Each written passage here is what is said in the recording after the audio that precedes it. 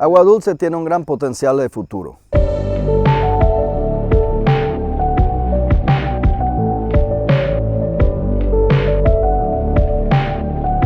Luego de una ardua jornada aquí en la estancia Cuarajunetá, propiedad de la firma Faro Norte Sociedad Anónima, en la zona de Agua Dulce, Alto Paraguay, estamos ya aquí alrededor de una peña aquí con la familia Neufeld para ahondar un poco más sobre detalles de las importantes tareas en las diferentes áreas que están desarrollando aquí en esta zona del país. Precisamente el doctor Egon Neufeld nos va a hablar un poco sobre el desarrollo de la agricultura en Agua Dulce.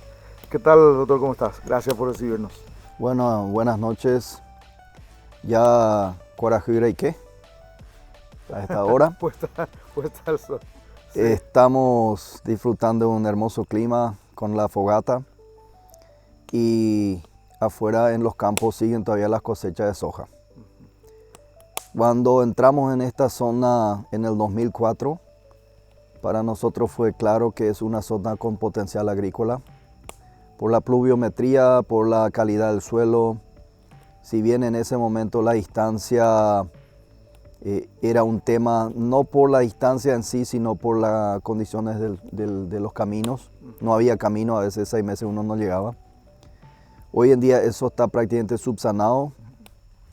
El acceso es rápido, se llega rápido con camiones. Ustedes vieron hoy en la chacra 3 camiones al lado de las cosechadoras cargando. Mucho desplazamiento de maquinarias. Hoy ya hay un silo en la zona que puede acopiar y con eso evitar, digamos, días difíciles de transportar a esas distancias. Nosotros entramos acá mirando primero ganadería.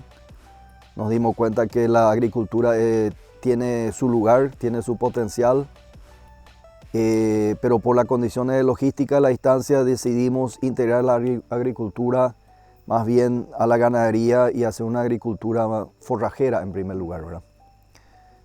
Con granos de maíz, sorgo, ensilado de maíz, sorgo. Y después se vino también la soja y también en ese sentido levantamos unas prensas para la extracción de aceite de soja y tener el speller. Con eso nosotros evitamos que la soja se vaya al mercado y el speller venga de vuelta y tengamos doble flete.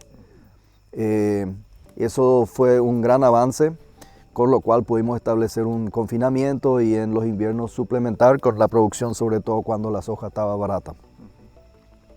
Así se fue desarrollando esta zona. Hoy en día en nuestro campo tenemos 1.600 hectáreas de agricultura y con ampliación de otras 500.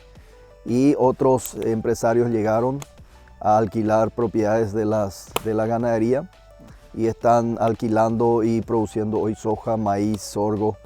En este momento ya sobre soja viene la chía. Hay producción de sésamo. Nosotros hemos probado de todo. Anda muy bien acá el algodón, anda muy bien en invierno inclusive la avena, anda muy bien el sésamo, así que son múltiples opciones que tiene esta zona. Hasta una producción hortifrutícola también se puede dar, sobre todo en esas áreas donde estamos sobre un acuífero que se llama acuífero Lisoso, que entra desde Bolivia, desde la Chiquitanía, y que no es el mismo acuífero del Irendahué que está hacia La Patria, Nueva Asunción, ¿verdad? Entonces, inclusive hay potencial de riego en el futuro, caso que llegue la energía eléctrica estable o se haga proyectos con energía solar, ¿verdad? U otras energías alternativas, ¿verdad? La agricultura acá en esta zona va a tener su salida hacia Bahía Negra. Consideramos que esa es la ruta del grano, porque el transporte fluvial es mucho más barato. Y una vez que haya el volumen suficiente y las condiciones de ruta, eso se va a utilizar más, inclusive ahora en invierno, que la ruta está seca, ¿verdad?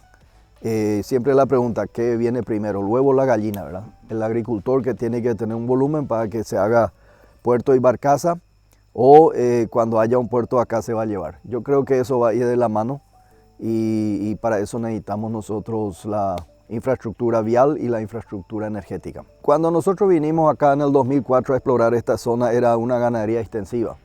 En esa época habían 170.000 cabezas de ganado, no digo mal, 70.000 cabezas de ganado. Y hoy esta zona tiene sobre la línea unos 320.000 cabezas en estos 15 años, ¿verdad? Pero al instalarnos acá y con la práctica en otro campo que ya estábamos trabajando, nos decidimos a desarrollar potreros más chicos de entrada. Evidentemente con eso dejábamos también más monte por la cantidad de franjas. Estamos en la biosfera del Chaco y con eso también cuidamos el ambiente. Y intensificar. Con esta pluviometría nosotros vimos claramente que la intensificación es el camino donde la rentabilidad de aquí se puede sacar más y hay que sacar más kilos de carne debido a la distancia y compensar esa logística de la distancia, ¿verdad? En ese sentido, la nutrición es fundamental para el desarrollo de los animales. Es el puntapié, dentro de los pilares de la ganadería. En general, la nutrición es la base, lo más importante, del mayor efecto.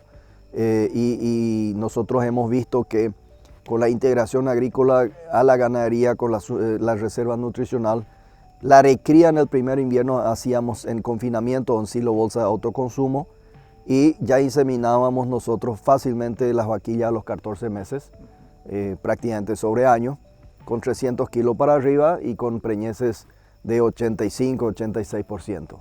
Entonces es puramente nutrición, ¿verdad? Que requiere de proteína y requiere de energía, ¿verdad?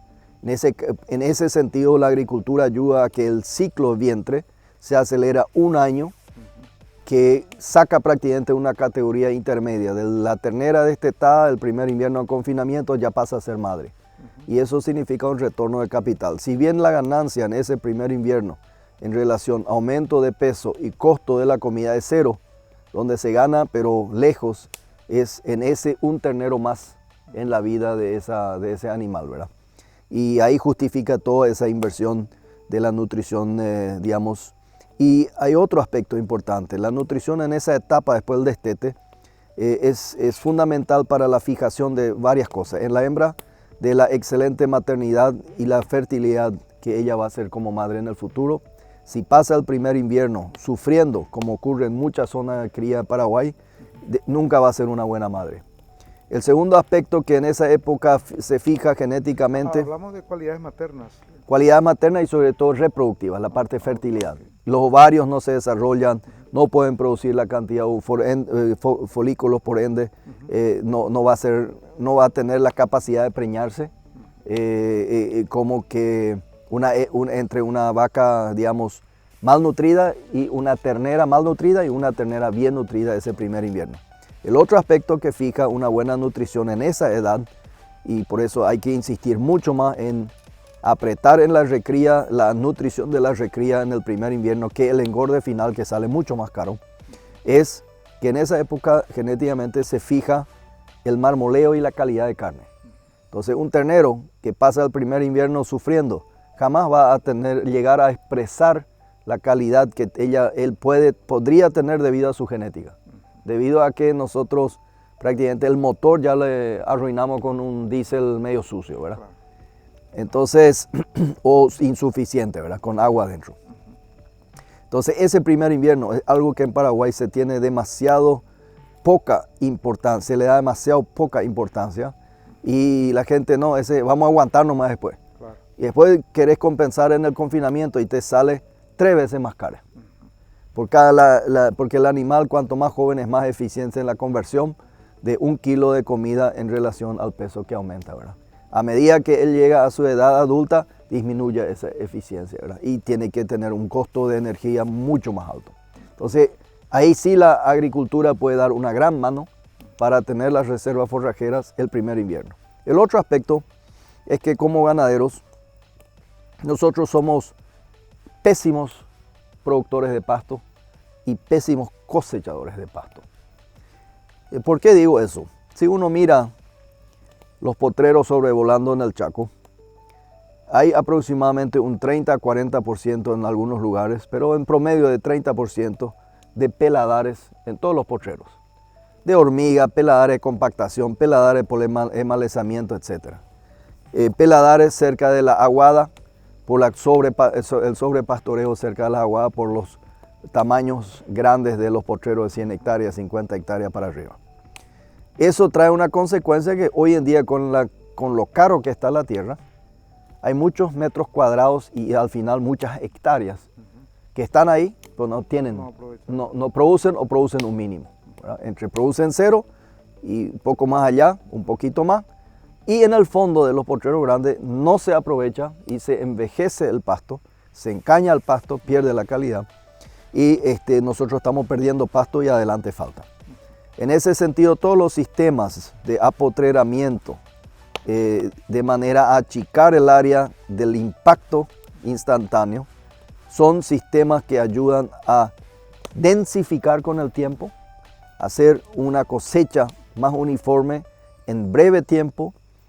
El ganado no recorre, se va y come.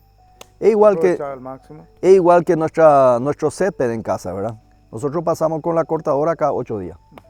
¿Verdad? Si eso dejamos viejo y que se levante, muere la planta original. Entonces, pero tampoco nosotros pasamos todos los días. Eso necesita llegar a un cierto nivel y se hace el corte. Entonces el descanso, el corte parejo y de manera que el animal no llegue a comer la nueva hoja que está saliendo, sobre todo en época de lluvia. Por ende no debería pasar más de 3 días, máximo 4 días en invierno, puede ser hasta 5 días en una unidad de superficie. Entonces esos son asuntos muy importantes para densificar los potreros, para producir más masa, por ende se puede tener más animales. Y se produce más kilo por hectárea y se cosecha mejor el pasto producido, porque al fin y al cabo la pastura es lo más barato para producir carne. A medida que entramos en tecnificación ya aumentan los gastos, las inversiones para ese nivel de intensificación y tecnificación, ¿verdad? Entonces aquí en nuestro establecimiento de forma específica nosotros ya hemos subdividido más de 3.000 hectáreas en potreros de 10. Ustedes van a ver los sistemas de rotación. Tenemos sistemas rectangulares, tenemos sistema pizza, donde ponemos 10 hectáreas, 500 animales, 3 días se rota, o 300 animales, 200 vacas con cría. Depende del tipo de pastura, si es un Tanzania, si es un Gatton Pani, si es un búfalo, si es una braquiaria. ¿Esos son sistemas de engorde intensivo rotativo? Esos son sistemas de engorde o de cría, no importa. Sistemas de pastoreos, que son sí rotativos, pero no rotativos en el sentido ciego, sino son rotativos y se dice racional también, en el sentido de que si hay excedente todavía al tercer día, tengo que darle un día más o tengo que cargar. O sea, eso es lo racional. Hay que observar, hay que tener el ojo. 3 días no como y no quiero pasar 3 días. Bueno, debería aumentar el número de animales en ese lote. A lo mejor a los 2 días ya quedó corto. Bueno, tengo que retirar animales. A lo mejor tengo que subdividir un poco más para ese manejo, ¿verdad?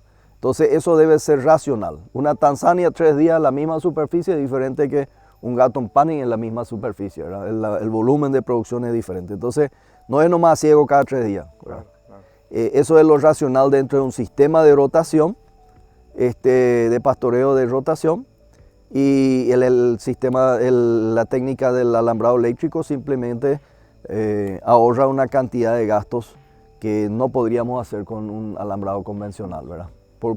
Meramente por costos, ¿verdad? Claro. Sí.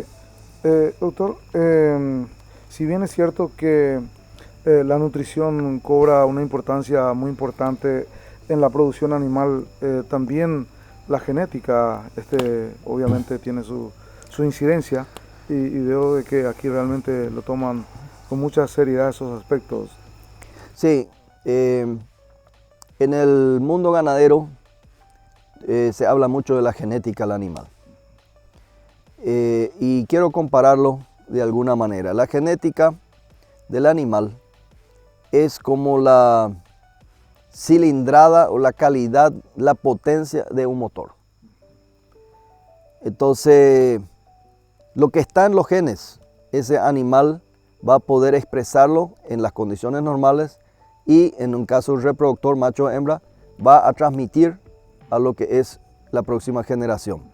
Él no va a transmitir abundancia o escasez de pasto, no va a transmitir el silo en el confinamiento o la proteína del speller que le dan, no va a transmitir a su próxima generación el cuidado que tiene un animal de bozal o de exposición. Él solamente va a transmitir lo que él lleva en sus genes, ¿verdad?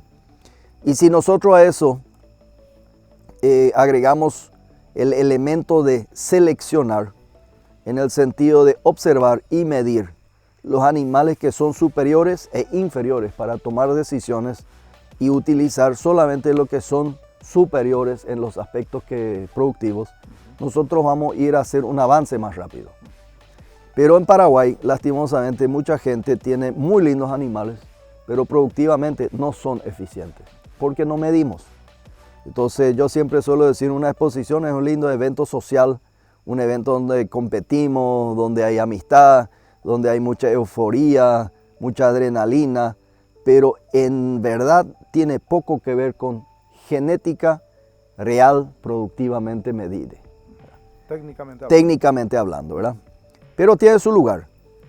Aquí en Faro Norte nosotros medimos todos los terneros desde el año 2000.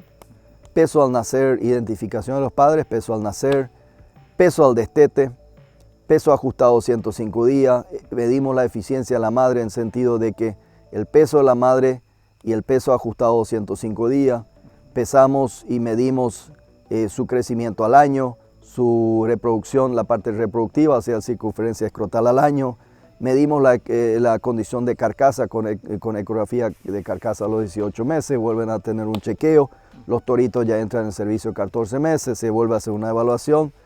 Bueno, todos esos aspectos se cuida y se trabajó en el programa Montana de Brasil, evaluando en la Universidad de Sao Paulo, comparando con muchísimas vacas y la verdad que hemos crecido bastante en los últimos años en esos índices, ¿verdad? Cuando comenzamos nuestros toros a venta hace unos 6 años, tenían 64 centímetros cuadrados de área de bife con un marmoleo de grado 1, pésimo, ¿verdad?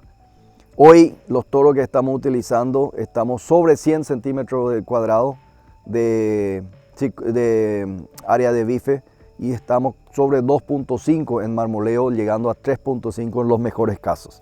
Hay mucho trabajo para hacer, pero ya uno ve el avance y seleccionamos tanto en macho como en hembras siempre los superiores y esos entran en el plantel de producción de genética y en la evaluación, tanto visual, que hay que mirar porque a veces tenemos animales con muy buenos números, pero son o muy nerviosos, o están con pelo, o tienen prepucio feo, o tienen aplomos. O sea, la parte visual de la estructura del animal tiene que ir acompañado con los números, ¿verdad? Porque al final eso va a transmitir lo que se ve y lo que él tiene inerte adentro, ¿verdad? Y bueno, es un trabajo que ya venimos trabajando más de 20 años en este campo, que también estamos haciendo en otros establecimientos y al final podemos comparar esos datos con genética que traemos a Australia, Nueva Zelanda, Brasil y Estados Unidos, ¿verdad? Pero aquí es fundamental y nosotros estamos viendo cómo aumentan los índices de preñez. En 90 días el promedio del establecimiento está en 85% de preñez, vaquillas de primer servicio están sobre los 90%, segundo servicio sobre 80%, pero en 90 días es una presión sobre la fertilidad muy estricta, ¿verdad? De manera que no hay justificativo que ese 15% que no se preñó tenga razón de quedarse en el establecimiento si 85% estuvo en condiciones, está adaptado y, digamos, se preña en un tiempo tan corto, ¿verdad? Así que son aspectos que sí o sí uno tiene que ir seleccionando, pero dentro de la pirámide ganadera, como dije, la nutrición es la base, después viene la parte de la sanidad. Si no hay nutrición, el animal no va a ser sano. Si no hay sanidad en el sentido de cuidar las enfermedades infecciosas, las vacunaciones, en sanidad entra también la parte de las enfermedades venéreas, pasa a la parte del manejo. El manejo es fundamental para justamente tomar aquellas medidas que el hombre finalmente puede ayudarle al ganado justamente con los pastoreos, ¿verdad? Con el tipo de pastura, etc. La mansedumbre y como último llega la genética. Entonces la cúspide, si la genética no puede expresarse si no tenemos nutrición, si nuestros animales están empestados con enfermedades, si el manejo es extensivo y abandonado el campo, ¿qué es lo que esperamos? Aunque metamos el mejor embrión, aunque metamos un semen del campeón mundial, no va a poder expresarse, ¿verdad? Entonces, tampoco hay que invertir las cosas en el sentido de que todo es la genética y olvidamos el resto. La genética no te va a curar los problemas del campo, los problemas de tu alambrado, los problemas de tu gente, no te va a cambiar o no te va a mejorar ni con el cruzamiento los problemas sanitarios ni los problemas nutricionales. Entonces, primero hay que hacer una buena nutrición, hay que hacer una buena sanitación, hay que hacer un buen manejo de los rodeos y al final hay que invertir en la genética, ¿verdad? Agua Dulce tiene un gran potencial de futuro. Le falta todavía un poco de infraestructura para subsanar la logística y compensar esa logística de distancia que uno paga a más, ¿verdad? Estando aquí. Pero yo lo veo como un futuro poderío agrícola. Si se conecta esta ruta 16 con la ciudad de Roboré, que es la ciudad que está en el medio entre Puerto Suárez y Santa Cruz, puede ser una salida para el área agrícola de Bolivia, para venir a Agua Dulce y salir en Bahía Negra, o venir a Agua Dulce y pasar a Montanía para salir en Carmelo Peralta o en la vía oceánica. Entonces puede ser una interconexión muy interesante. El otro punto interesante es que está sobre la intersección de la 14 y la 16, que es también hacia el oeste La Gerencia. La Gerencia tiene un yacimiento de yeso, el más grande, dicen el más puro del mundo. No sé si es cierto, pero excelente. Pero Paraguay está importando yeso para el cemento. Entonces no hay una explotación racional. Creo que la mayoría de ese área está inclusive dentro del parque, pero fácilmente uno podría decir, ¿por qué no hacer una vía férrea desde La Gerencia a Bahía Negra, acopiando todo el grano que está acá, de manera a proveerle ese grano al mercado de los puertos, ¿verdad? Yo acá le veo 200.000 hectáreas de agricultura en los siguientes 20 años. Interesante. Bueno, con esto terminamos entonces el reportaje aquí con el doctor Egon Neufeld. Nosotros todavía tenemos fincas que visitar el día de mañana para poder compartir con nuestra audiencia.